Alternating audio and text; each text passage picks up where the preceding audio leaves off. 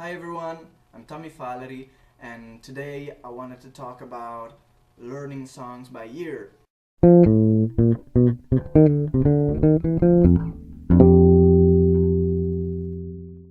I know that it is very important for a musician to learn how to read correctly and fluently a pentagram, for example, but I think that especially for bass players or guitar players or musicians who work in a situation of pop rock music, it is also very important to learn to develop a good sense of ear for music.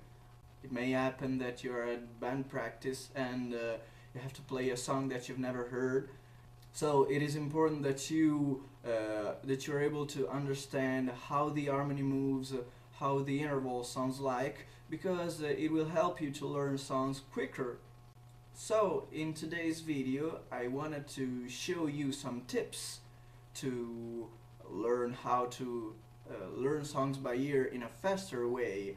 I will be explaining to you my personal method, the method that I used to develop my sense of melody, my sense of ear for music.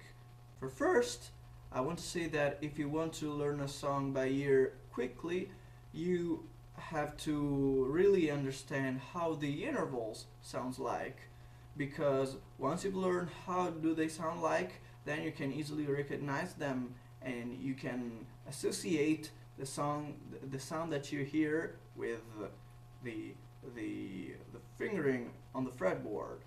Okay, so my method is actually, it may sound silly, but I've always thought it was pretty efficient because it really helped me a lot. It is about associating the interval that you want to learn with a song, a famous song that you know, which contains that interval. Let me just make an example.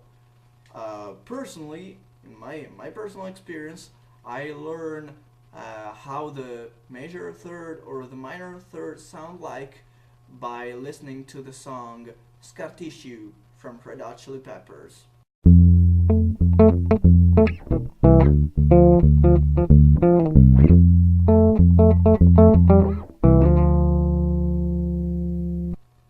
In that riff you can find a major third here in the beginning, which is F and A, major third, and then a minor third, D, F. So when years ago when I learned this sort of method, every time I had to remember how a major third sounded like, for example, I just thought about this song, this riff, Scar Tissue, and suddenly it reminded me how it sounded like. If I had to make another example, I would talk about the octave interval.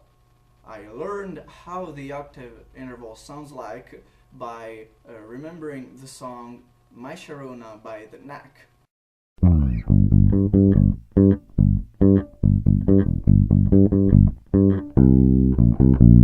In that riff, there is an octave interval between the low G in the A string and this higher G in the D string. So all you need to do is remember this riff, how it sounds like, and you will remember also how an octave sounds like. The list of examples could go over and over. I don't want to be boring. I just want you to understand how this works. Once you've understood this method, you can choose your own songs, songs that you like. Choose them, choose the intervals that contain them, and so you will be able to remember easily how the interval sounds like. I hope that my tips have been useful for you. If you have any more questions, you can write below in the comments. Feel free to leave a like and subscribe to my channel. I would be very glad. And see you in the next video.